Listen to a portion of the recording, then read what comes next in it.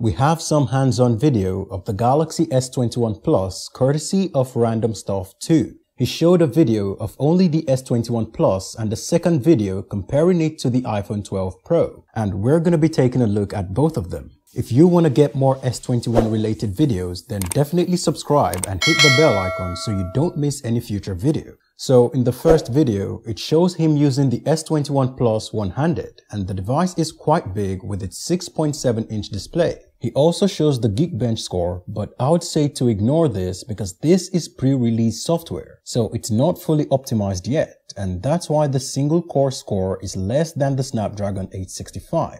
By the way, this is the US model. You can tell by the model number. So it's powered by the Snapdragon 888. There's very little bezel on the device, and it has even bezels all around. He also showed the back of the device, and it kinda looks like plastic. I really hope it's not plastic because it'll be really stupid of Samsung to put a plastic back on the S21 Plus. The camera housing looks really nice, and I like the way it extends out of the frame. Before comparing the S21 Plus and the iPhone 12 Pro, let's take a quick look at the hands-on of the Xiaomi Mi 11, which is going to be the first phone to be powered by the Snapdragon 888. So apparently, Xiaomi was doing a photo shoot for the Mi 11, and that's how these images were leaked. This is the entry-level Mi 11 with a gradient of blue and white, and it shows the huge camera bump that we've seen in previous renders. It's gonna house a 108 megapixel sensor, an ultra-wide lens which also doubles as a macro sensor, and a 30x telephoto lens. So it's good that Xiaomi replaced the depth sensor with a telephoto lens and integrated the macro option into the ultra-wide lens. So back to the S21 Plus versus the iPhone 12 Pro.